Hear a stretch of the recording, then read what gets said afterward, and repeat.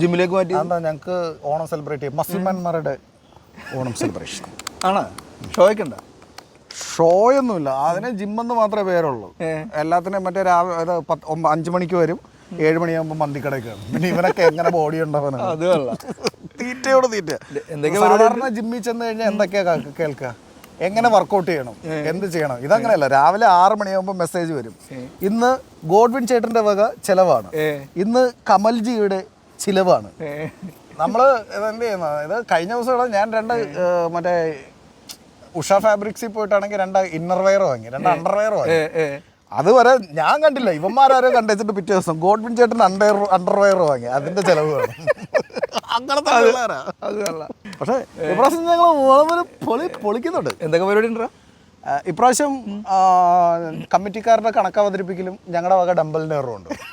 സ്വാഭാവികം. എന്താ കാര്യം എന്നറിയോ, ഒരിക്കലും ഇവന്മാരുടെ കണക്ക് ഒക്കൂല, റെസീറ്റ് ബുക്കിലെ കണക്ക് ഒക്കൂല. അതാണ്. അതുകൊണ്ട് ഞങ്ങളുടെ വക ഡംബിൾ നെയർ ഉണ്ടാവും.